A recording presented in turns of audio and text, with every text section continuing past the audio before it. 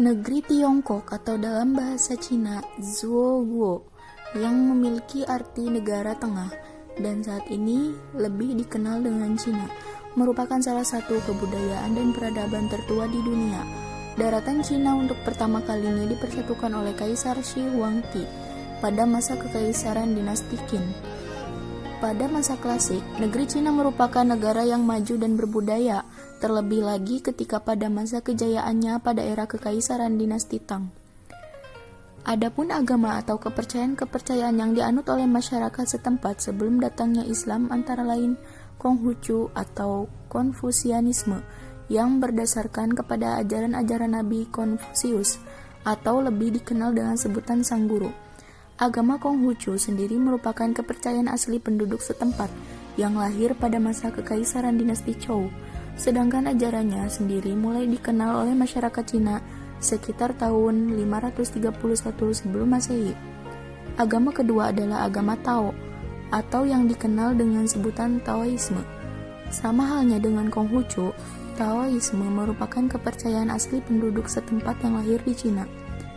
Ajaran Taoisme dibawa oleh Lao Tzu yang lebih dikenal dengan sebutan Sang Guru Tua, lahir pada tahun 640 sebelum Masehi. Agama selanjutnya adalah ajaran Sang Buddha. Menurut catatan sejarah, agama Buddha mulai diperkenalkan di Cina pada masa kekuasaan Kaisar Mingti, kaisar kedua dari dinasti Han, sekitar tahun 65 sebelum Masehi. Agama ini mulai berkembang secara merata pada masa dinasti Sui dan dinasti Tang. Cina merupakan sebuah negara di Asia Timur. Peradaban di Cina dimulai dari peradaban di Sungai Kuning atau Sungai Huanghe. Sungai Huanghe adalah sungai yang terletak di daerah pegunungan Kwenlun di Tibet. Peradaban lembah Sungai Kuning merupakan salah satu pelopor dari kebudayaan dunia. Sejak masa purba sampai sekarang, peradaban Cina ini mampu bertahan dan terus berkembang di negeri Cina. Sebagaimana peradaban-peradaban kuno yang lain, peradaban Cina ini berkembang di sekitar lembah Sungai Kuning sekitar 5.000 tahun yang lalu. Pada daerah lembah sungai yang subur inilah kebudayaan bangsa Cina berawal. Dalam sejarah, daerah tersebut menyulitkan masyarakat Cina kuno untuk melaksanakan aktivitas hidupnya karena terjadinya pembekuan es di musim dingin, dan ketika es mulai mencair akan terjadi banjir serta air bah. Berbagai kesulitan dan tantangan tersebut mendorong bangsa Cina untuk berpikir dan mengatasinya dengan pembangunan tanggul raksasa di sepanjang sungai tersebut. Kebudayaan Cina kuno identik dengan nama dinasti Shang, dan kebudayaan Shang diperkirakan pada tahun 1796 sebelum Masehi sampai dengan tahun 1122 sebelum Masehi. Sungai Huanghe disebut juga Sungai Kuning atau Sungai Malapetaka karena wilayah ini sering dilanda banjir dan sering mendapatkan serangan dari suku barbar. Dalam menghadapi tantangan-tantangan tersebut, maka pada masa dinasti Qin, masa Kaisar Qin Shi Huangdi membangun tembok Cina. Islam masuk dan menyebar di wilayah daratan Cina melalui dua saluran penyebaran, yakni kontak perdagangan dan perkawinan atau yang lebih dikenal dengan asimilasi budaya. Aktivitas perdagangan yang dibawa oleh saudagar-saudagar Arab ke Cina pada masa itu terbagi menjadi dua jalur perdagangan, yaitu jalur darat dan jalur laut. Sebelum Islam masuk ke Cina, terlebih dahulu hubungan perekonomian telah digalakkan antar bangsa Arab, Persia, dan Cina. Bahkan sebelum Islam lahir di Mekah, orang-orang Arab dan Persia telah terlebih dahulu bermukim dan menetap di wilayah bandar perdagangan Canton Fukien, Changzhou, dan Quanzhou, pelabuhan Cina Selatan. Kepercayaan masyarakat Cina bercorak politeisme. Selain menyembah dewa-dewi, masyarakat Cina kuno juga memuja para leluhur. Menurut kepercayaan mereka bahwa semua peristiwa yang terjadi di dunia ini merupakan petunjuk dari para dewa. Peristiwa-peristiwa tersebut mereka mencatat menjadi satu kumpulan berupa buku yang disebut Shuqing. Pemujaan terhadap dewa-dewi dilakukan dalam kuil. Kuil yang terkenal adalah kuil Dewa Langit. Dewa yang utama adalah Shangti atau yang dikenal dengan sebagai Dewa Langit. Pemujaan leluhur dikerjakan dengan sungguh-sungguh terutama oleh Anak laki-laki.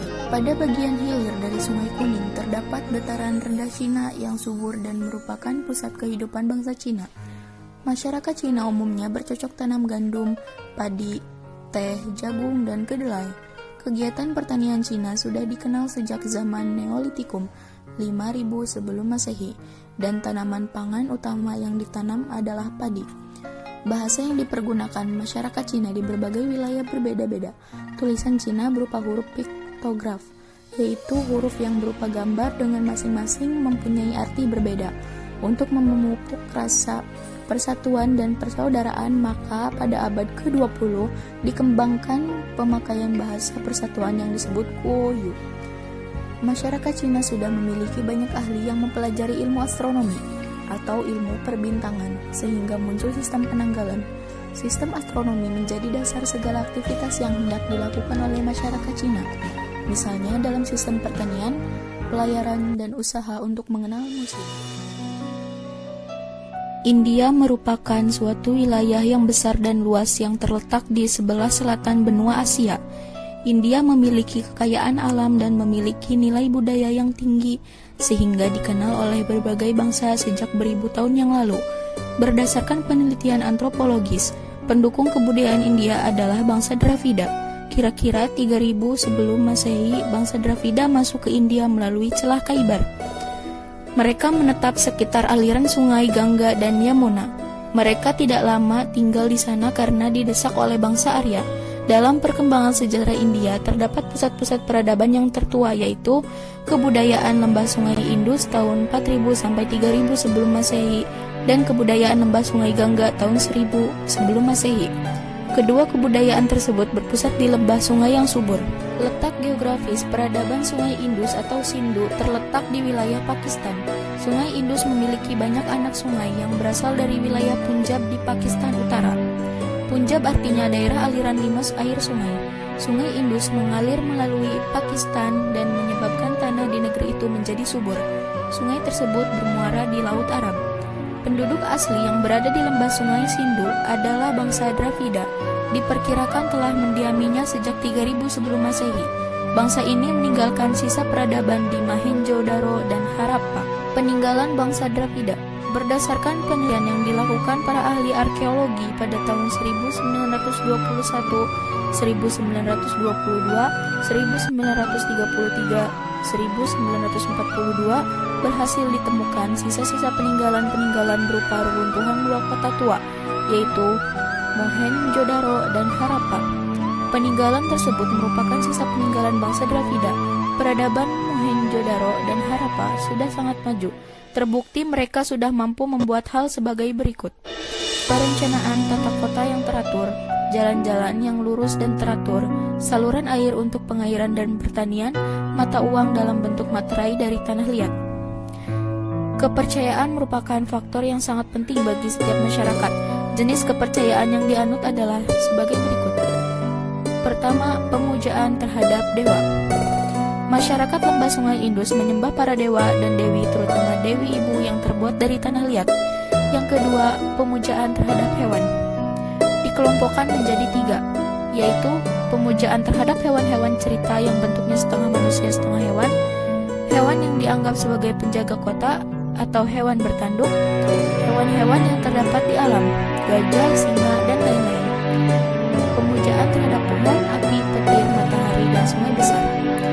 Pemerintahan lembaga sungai Indus dipegang oleh kepala suku, kemudian berkembang menjadi sistem pemerintahan desa. Pemukiman padat sehingga membentuk pemerintahan kota, berupa kota kuno, Mohenjo-daro, dan Harappa. Peraturan tentang tata kota dipatuhi oleh penduduknya dengan baik. Masyarakat lembah sungai Indus adalah petani dengan tanaman pokoknya gandum dan kapas. Untuk meningkatkan hasil pertanian, maka dibuatlah saluran irigasi dan pembangunan daerah-daerah pertanian yang menunjukkan bahwa masyarakat lembah sungai Indus telah dimiliki tingkat peradaban yang tinggi. Hasil pertanian yang terutama adalah padi, gandum,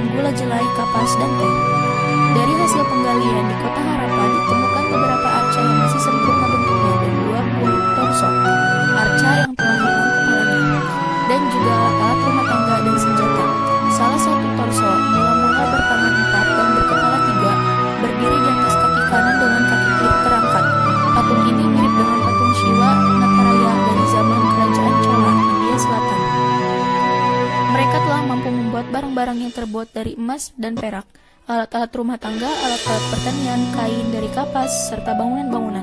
Kemampuan ini dapat diketahui melalui peninggalan-peninggalan budaya yang ditemukan, seperti bangunan kota Mohenjo-daro dan Harappa, berbagai macam patung, perhiasan emas perak, dan berbagai macam materai dengan lukisannya yang bermutu tinggi. Juga ditemukan alat seperti tombak, pedang, dan anak panah.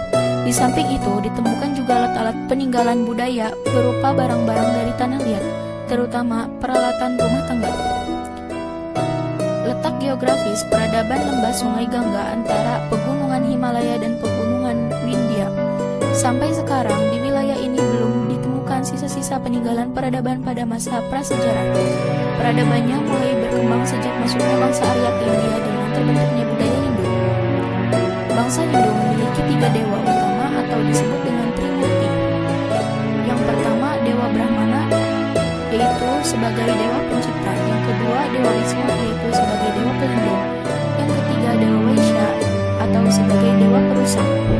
Adapun dewa-dewa yang lain yaitu Dewi Saraswati, Dewi Pengetahuan dan Kebijaksanaan, Dewi Lasmi, Dewi Kecantikan dan Kebahagiaan. Agama Buddha muncul sebagai bentuk reaksi beberapa golongan atas ajaran kaum Brahmana dan juga adanya sistem kasta yang membedakan manusia atas beberapa golongan.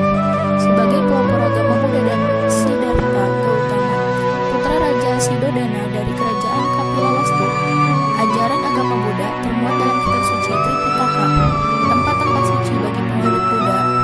Yang pertama ada Kapilawistu, yang kedua ada Bodhgaya, yang ketiga ada Benares, yang keempat Kucinagara. Perkembangan sistem pemerintahan di lembah Sungai Gangga merupakan kelanjutan dari sistem pemerintahan masyarakat di daerah lembah Sungai Sindhu.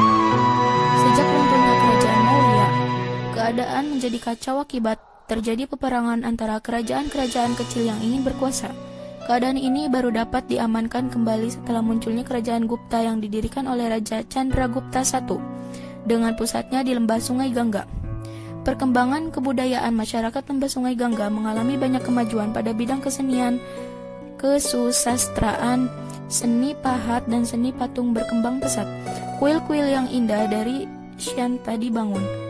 Daerah-daerah yang diduduki oleh bangsa Indo-Arya sering disebut dengan Aryavarta, negeri bangsa Arya atau Hindustan, tanah milik bangsa Hindu. Taj Mahal adalah peninggalan kerajaan Mughal yang pernah berdiri di India. Pengerjaan bangunan ini sampai 22 tahun lamanya dan dibangun atas nama cinta. Taj Mahal adalah peninggalan kerajaan Mughal yang pernah berdiri di India. Shah Jahan mempersembahkan Taj Mahal untuk istrinya. Sang istri Mumtaz Mahal meninggal dunia saat melahirkan anak ke-14 mereka, dan makamnya berada di bagian belakang gedung. Luas dari Taj Mahal sekitar 22 hektar, dan dari situ kita bisa melihat aliran sungai Yamuna. Karya sastra India kuno Mahabharata. Mahabharata adalah salah satu dari 2 wiracarita besar India kuno yang ditulis dalam bahasa Sanskerta. Yang satunya lagi adalah Ramayana. Mahabharata menceritakan kisah perang antara Pandawa dan Kurawa yang memperebutkan tahta Hastinapura. Mahabharata merupakan kisah kilas balik yang dituturkan oleh Resi Vasampayana untuk Maharaja Janamejaya yang gagal mengadakan upacara korban ular. Sesuai dengan permohonan Janamejaya, kisah tersebut merupakan kisah raja-raja besar yang berada di garis keturunan Maharaja Yayati, Bharata, dan Kuru, yang tak lain mereka merupakan kakek moyang Maharaja Janamejaya. Kemudian Kuru menurunkan raja-raja Hastinapura yang menjadi tokoh utama Mahabharata. Mereka adalah Santanu, Citrangada, Wicitrawirya, Dhritarashtra, Pandu, Yudhistira, Parikesit, dan Janamejaya.